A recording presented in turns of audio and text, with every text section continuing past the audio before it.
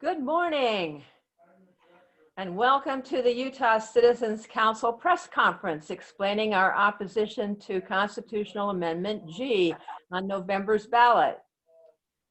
I am Dixie Huefner, retired special ed professor at the U of U. The UCC is a nonpartisan organization of seniors with a good amount of collective public policy experience. And we're dedicated to dialogue and education in areas of public policy that we think continue to need improvement. Our co-host today is the Utah League of Women Voters, Catherine Weller. The League is also opposed to the amendment. One little bit of business. I wanted to tell you that when we're through with our presentations, there are 6 of us with short presentations, we'll open it for questions and answers. We would like to let the media ask the questions first before other participants. And please, you can use the chat box when the time comes and we can hear your question. And please identify your media and your affiliation. Thanks so much. Now, Amendment G would expand uses of the income tax revenue to include supporting children and people with a disability. This sounds harmless enough, and these groups are worthy of support, but the proposed amendment is not harmless. It doesn't inform the public that the $600 million that are expected to be spent on these groups right off the bat would come out of money currently dedicated solely to education. Education is never mentioned in the ballot amendment.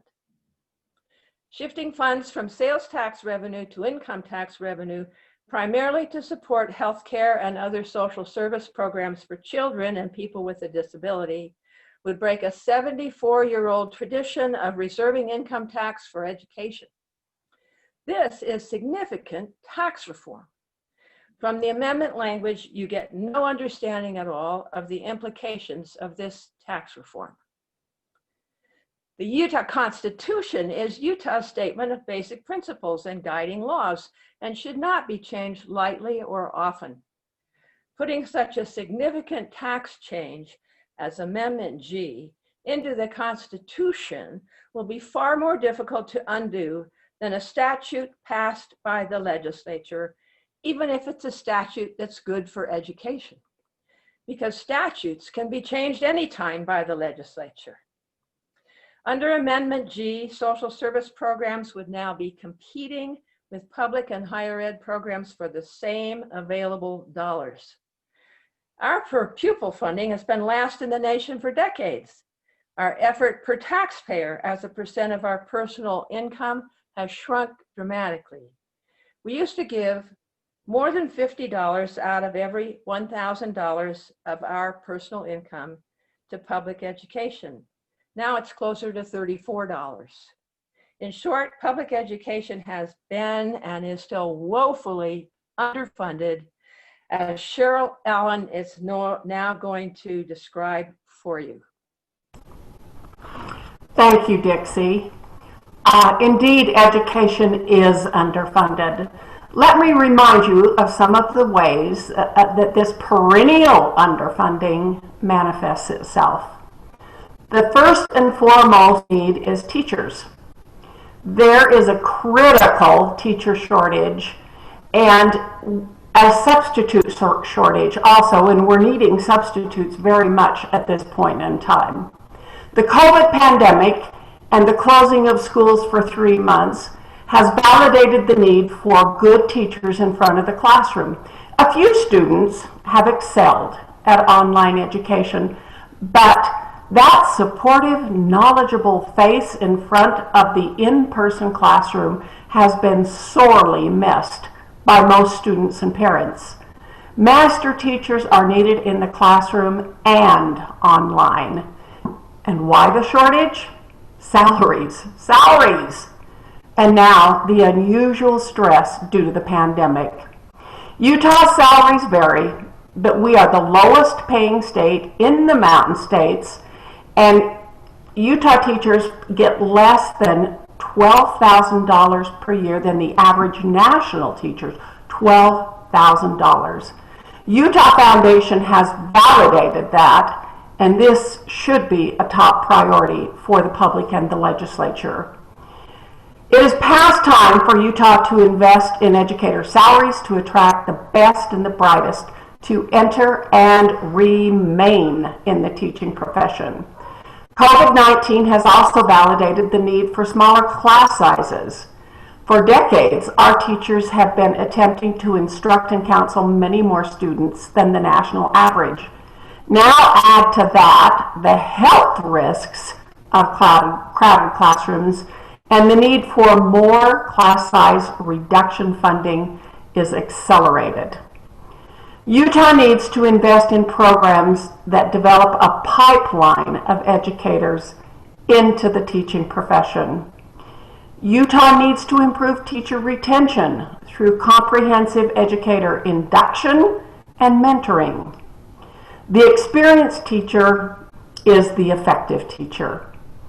As was stated in a recent newspaper op-ed, we have marvelous teachers, but governors and legislators leave educators dangling before overcrowded classrooms and confusing expectations. Utah schools need more counselors, and there is a glaring need for school mental health counselors, social workers, and nurses. Utah needs to invest in extra services for at-risk students.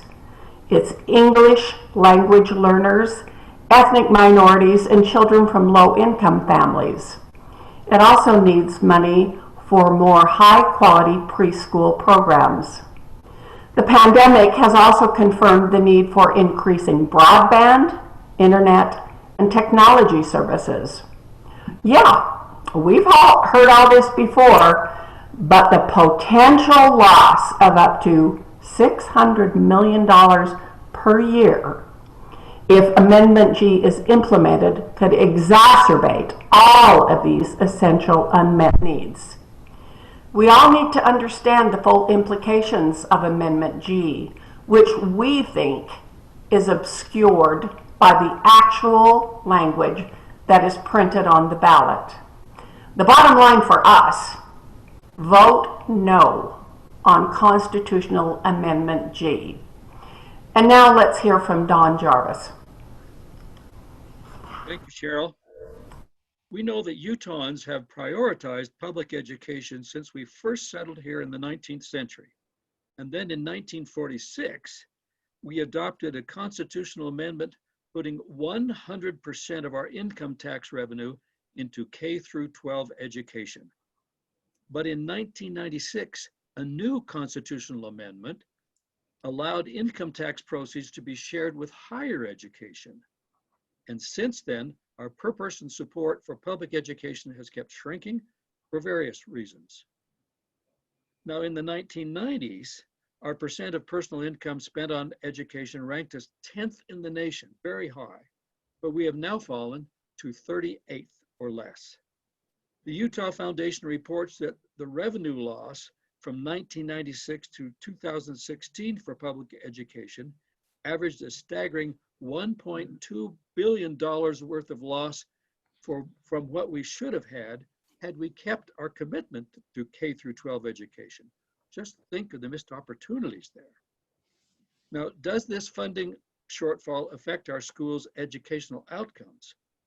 Yes.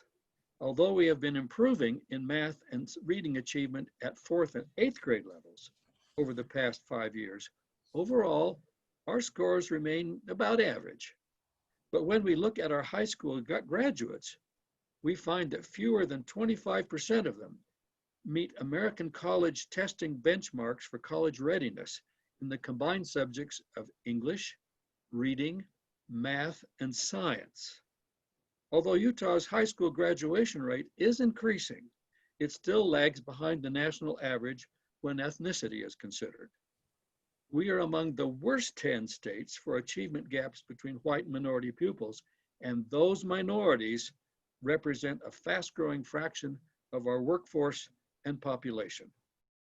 Now, Utah's mediocre educational results look even worse when we realize that America's K through 12 education achievement is far behind that of most other advanced countries and is now down on the level of Uzbekistan and Mongolia. Now, this is not the excellence we want for our children and workforce, and it imperils our future. Utahns do remain ready to do more for education. The Utah Foundation reports that education is now among Utahns' top 3 priorities, and a majority are willing to pay more taxes for it. However, Amendment G takes us in the opposite direction, and that's why we advise a no vote on it. And now Julie Miller will wrap up and tell about something about disabilities. Thank you, Don. Good morning, everyone. We agree that health and social service programs for children and people with disabilities need more funding, but it should come from sales tax revenue, not from dollars devoted to public education. G's not a long-term fix for either program, but we think it simply buys time to solve a perceived structural imbalance that the legislature was unable to fix this past year, and it was rescinded by the legislature. Do we really want to use our overstressed education fund to help fund social service needs? It's not a good idea for health or other social service programs and education to be competing for the same dollars. Both could lose funding above their base budgets if dollars get shifted back and forth to meet urgent needs, and higher ed could lose out too. We all know we've just plowed through a punishing decade for school funding. And as you know, Utah's economy and its workforce depend heavily on the quality of our schools. Other tax options could fund social services. We could, for example, eliminate tax exemptions and credits that can no longer be justified. This alone would add millions of dollars to Utah's general fund. And shifting some income tax revenue to pay for programs like CHIP, the Children's Health Insurance Program, and other children's health services, along with programs for people with disabilities, may sound appealing, but voter beware. Until we solve the chronic underfunding of public education, this is no time to change the Constitution. Would Amendment G pay $600 million in social service programs and simultaneously stabilize education funding, as proponents argue? Peering across the education landscape, we see years of insufficient funding and a proposed amendment that undermines education's constitutionally protected revenue stability. Our bottom line, again, is Amendment G is not a fix, it's a mistake. And now it's my pleasure to introduce Catherine Weller, the co-chair of the League for Women Voters, who will share some of the League's concerns about Amendment G. Catherine? Good morning. I'm Catherine Weller, co-president of the League of Women Voters of Utah. While the League of Women Voters neither supports nor opposes political parties or candidates for office, we do study and act on issues and provide nonpartisan information for voters and residents of Utah. The League of Women Voters opposes proposed constitutional amendment G. We do not believe the public has been adequately informed of the sweeping changes of this amendment that will be made not only to how much of the voters' tax dollars will be spent on education, but also how the education funding itself will be appropriated. Amendment G will remove up to $600 million from already underfunded K-12 and higher education programs and move it to presently underfunded social programs. Shuffling income tax monies from constitutionally protected education funding and allocating them to social programs now funded by sales tax revenues is a way of enacting tax reform without informing the public. The League of Women Voters of Utah believes each public school student should have an adequate education, and we support adequate financing of the public schools to ensure quality education. The League supports transparency in public education funding programs. We also believe a tax system should be understandable to the taxpayer. Proposed Amendment G has none of those qualities, and thus the League of Women Voters of Utah opposes it. It is now my pleasure to introduce Representative Carol Spackman Moss. Good morning, everyone, and thank you to those who've spoken ahead of me. They've given an excellent history of education funding in Utah. I'm going to give you my perspective as a teacher of 33 years. I taught high school English, and as a legislator for 20 years, serving on education committees, education appropriations, standing, and having that perspective. Now, I'd like to say that I'd like to make it very clear that I did vote for the bill that would put this Amendment G on the ballot. And I agreed with UEA's position at the time, and I am a lifetime member, retired, of UEA, and I'm very supportive of the work they do. And I supported them in a very difficult decision that they made some agreements with legislators, with Republican leadership, two bills, Senate Bill 357 and House Bill 5001, that would obligate legislators statutorily to fund student enrollment growth and inflation each year. It also would guarantee a minimum 10% of all new revenue would go toward increasing the WPU for the next few years. So this guaranteed funding seemed at the time like a guaranteed revenue, which we haven't always had, even with the constitutional amendment. But what changed since then? And that vote I made and the majority of legislators made. What changed was COVID. And in a pandemic, to make the changes teachers had to make to teach virtually and in person, to try and have socially distanced classrooms. My own daughter teaches high school English, 38 students in one of her English classes.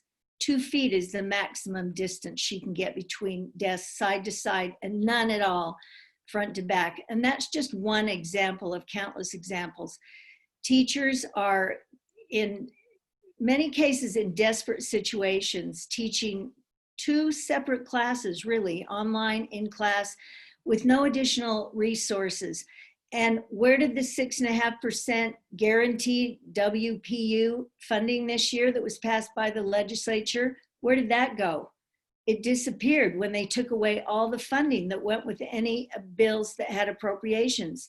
So in the most recent special session, we added 1.8% on the WPU. So I understand the economics, I understand revenues are down, but this is not the time. Promises were made, promises are not going to be able to be kept. And now is not the time to make that shift. Public schools are already the social safety net. They provide food pantries, clothing. I was visiting one today. They have nurses, their food for kids. Schools have become the social safety net because funding has decreased from social services. So in addition to what we're already doing, those things, and I believe in them, I support them, I'm glad we can do that. But there has not been additional revenue to include that as part of an education budget. This would just continue to take away more. So I fear for this amendment's passage, because if we think it's been difficult to get funding for education now, just look to the future. If we take away this guarantee, we can look at it again and examine funding again in light of the revenue decreases. And I suspect our revenue will improve greatly as we come out of this pandemic, but now is not the time. So with that, I'd be happy to answer questions, I'm sure with the rest of the panel.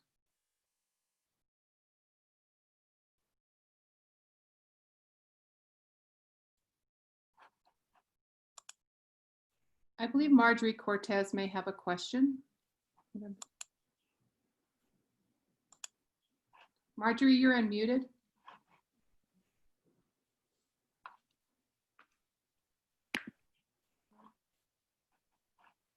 You're Can't hear you, unmuted on Marjorie. my end, so you'll have to unmute yourself now.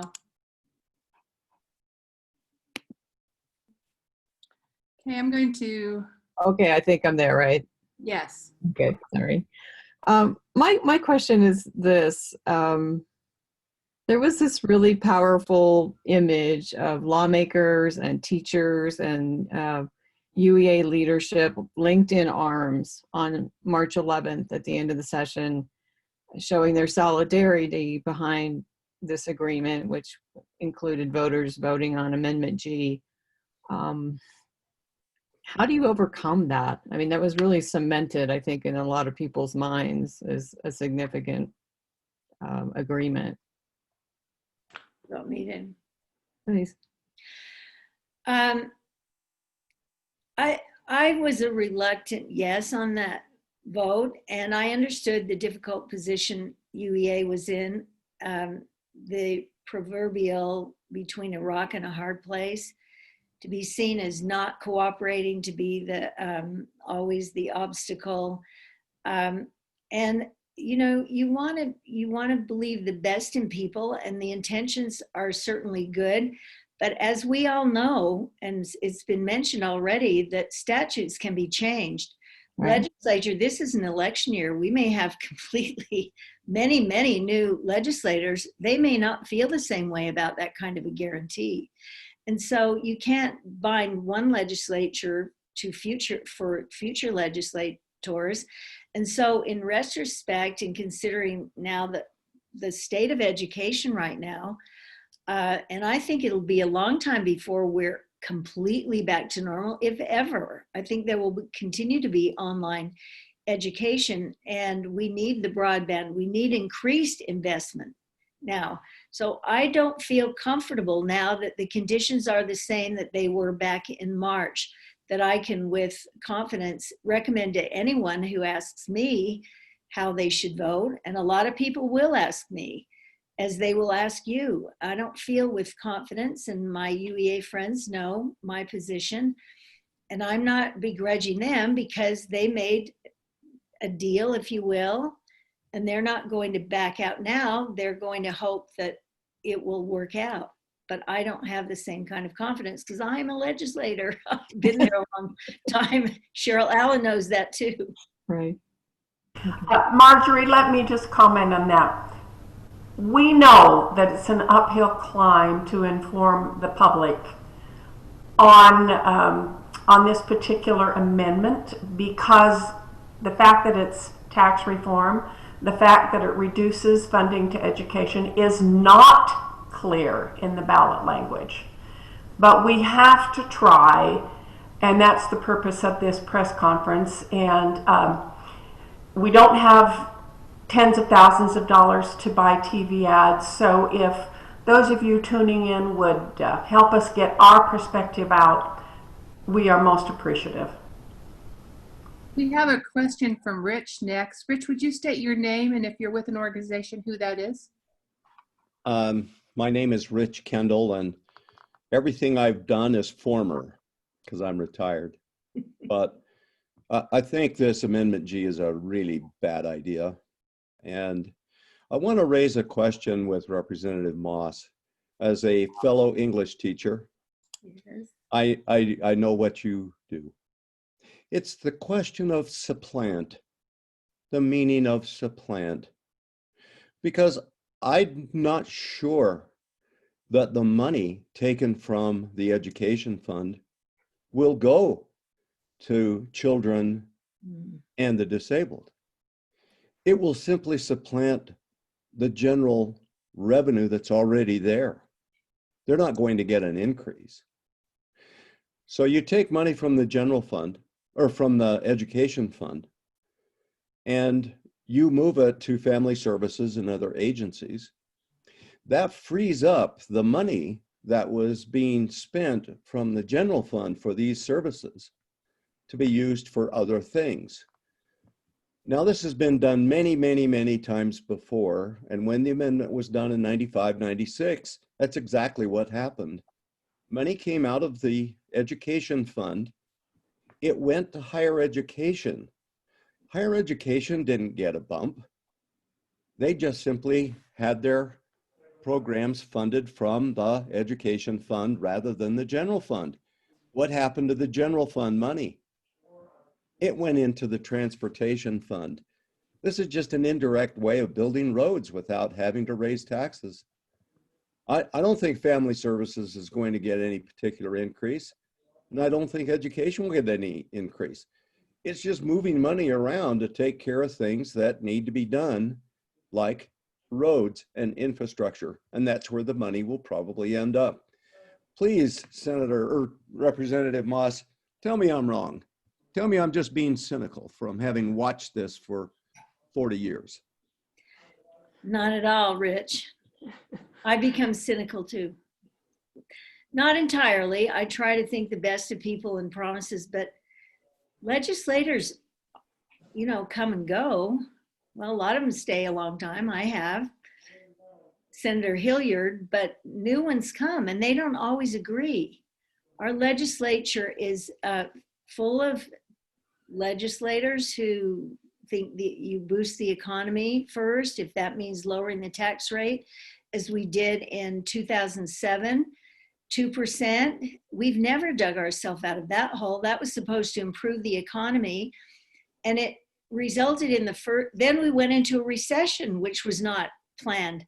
So for 4 years, not a single dollar went toward new enrollment growth.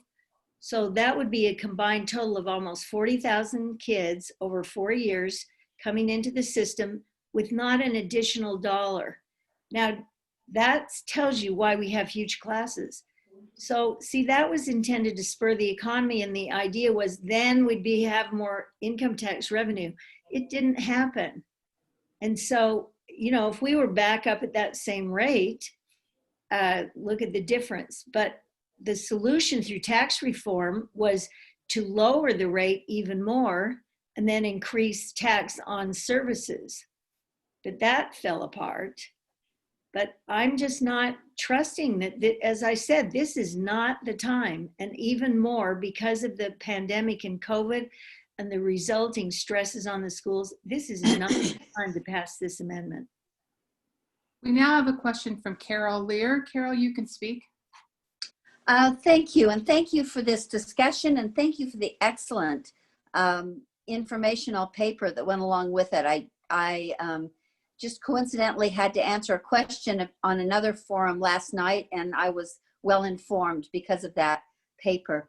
My question is that I've heard that entities that advocate for individuals with disabilities oppose Amendment G, and none of you spoke to that directly. Do you know if that is still true, like the Disability Law Center, the Coalition for People with Disabilities, those advocates for individuals with disabilities and students with disabilities? I don't know. Don't know. Nobody knows? That's a very good question. I'll get off this, when I get off this conference, I will make a phone call and find out. Thank you. I wanted an update on that because I'd heard it was true before the pandemic, but I'd never pinned it down either. So thank you. I'll follow through also. Could I just add right now that a lot of the funding for children comes out of the education fund right now, because Julie, you and Dixie, you were in special ed, right? And those services for kids, many of which come also through other avenues, they come through education, right? That's true. That's true. I'm Dixie. You know, I care as much about children with disabilities as many of you. It was my chosen field. And you're right. And even special ed could use more help within the education community. The resource rooms are crowded in special ed. But there's a huge amount of preparation for the future that occurs for children with special needs through the education system. And many of the programs in the CSPD, the Division for Services for People with Disabilities, are trying to keep that going in the adult world through rehabilitation and community services. But we have hated to think of having to have the education dollars competing with the adult social services dollars for the same money. We really think the general fund and the sales tax needs to be addressed much better through tax reform, through being able to go back to the table again with respect to how to remove about $500 million in road earmarks that are tapping money out of the general fund that was meant for social services, how to reduce what I think is almost $700 to $800 million in tax credits and tax exemptions. The legislature itself said it hadn't re-examined for 5 years, that they acknowledged they'd fallen behind in seeing whether those tax exemptions are still justified. There are plenty of other ways, we think, to build that general fund, those sales tax dollars, without having to move programs over into education to compete directly with those education dollars. We have a question from John Reed in the chat box. And John, I've also allowed you to speak if you want to, but the question is, Julie mentioned other tax revenue could be generated by eliminating certain tax credits. Could you speak to any specific ones you think the state should get rid of?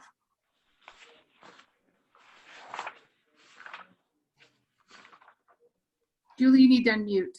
I think my unmuted now. There are a number of things that we think. There's bonding for roads. Transportation has mightily dipped into education funds over the years to the point where we've removed $1.2 billion annually out of the education fund for numbers of years. So we just think we haven't really looked hard at the shift from goods to services. It's painful to look at that, but it's things that need to be examined. It's hard for me to think we're going to pull $500 million out of the education fund in the near future without thoroughly examining other options. And again, to reiterate what my colleagues have said on this panel, it's time to look at some of the other options that we've had for tax reform. No one wants to talk about tax increases. We understand that. But somehow we've got to figure out how to pay for services. We don't have full-day kindergarten programs. That could be for cultural reasons. It could be for a number of reasons. But our kids are losing out mightily. We don't have high-quality preschool programs available in this state. And we are moving farther and farther behind other states in this nation. A number of states have had high-quality preschool programs.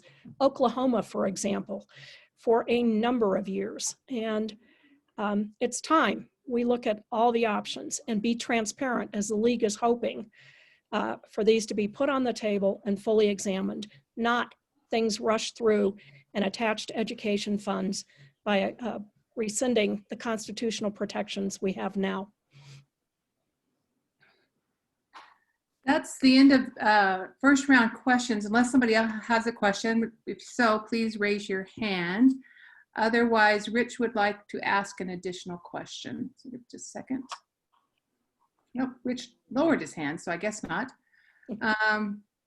Carol Lear has written in the chat box, in passing Representative Schultz's tuition tax credit bill last year, the legislature is giving away a projected $6 million to private schools, not even directly to parents to choose. Right. I would like to say something about that. That was most disappointing. When we thought it was a regular session with more revenue than usual, not knowing what was coming at us with the pandemic. But that's a voucher bill, pure and simple. And we've already rejected vouchers many years ago. And it's to private schools, parochial and private schools, to offer special education programs to their students. And they don't have the kind of staff and the kind of specialists that the public schools do. And that was just political. I just say that. I won't say any more than that, but you know, when you have the leadership of the majority party pushing through something, I mean, that was not on any list of, say, the Education Appropriations Committee always has a priority list and they rank things. That was not in anyone's list. That came pure and simple from leadership, and that was a special interest. And that's, I don't want to say that's typical. It was kind of atypical, but it certainly wasn't done in a way that you could have confidence in saying, oh, public schools are not serving kids with special needs, and so private schools need to. No, that is not the case. Not at all.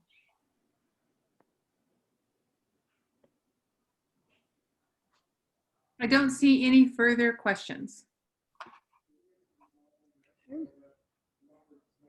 Oh, wait, I do have a hand up from Rich. So one more. Rich, I will, you can now speak, I believe. Hold on. There you go. You will need to unmute yourself. Okay. Well, we have two veteran legislators on the panel. I want to see if there's any agreement for the point I'm going to make. The school community has simply been co-opted. This kumbaya moment. Tell me a superintendent that's going to say no to this proposal. Name a college president who would say no, even though the stakes are high. The whole education community, I think, has been co-opted by this. And it's a transactional kind of thing. You do this, give us the historic earmark, and then we will promise to do better by you in the future. It's a transactional deal. They've been co-opted, and they don't dare speak out. It's only the League of Women Voters, maybe the United Way, our schools now. Other groups will speak up and speak out because they're not, this is a harsh way of saying it, but they're not under the thumb of the legislature in terms of their funding and their long-term relationships and future. Tell me I'm wrong about this. You're not wrong, Rich. There's often fear of retaliation when you don't come to the bargaining table and you don't make compromises. And it was a difficult situation UEA was faced with, and they made what they thought was the best decision at the time, and they aren't comfortable backing away from it. I don't know that they would, but I mean, I've talked to them.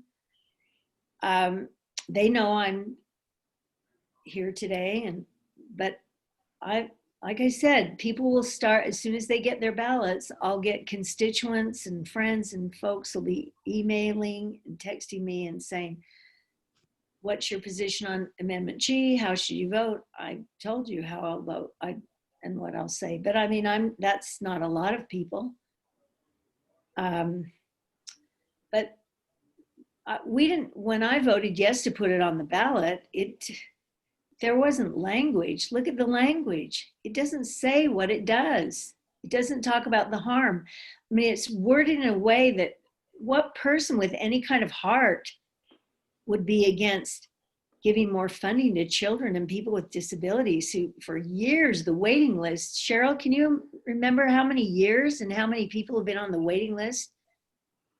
I don't think we can calculate that. No, we can't. So to say, oh, and the general public doesn't know this history. And so not to even say in the wording that would take from the public education fund, that in itself, it's disingenuous.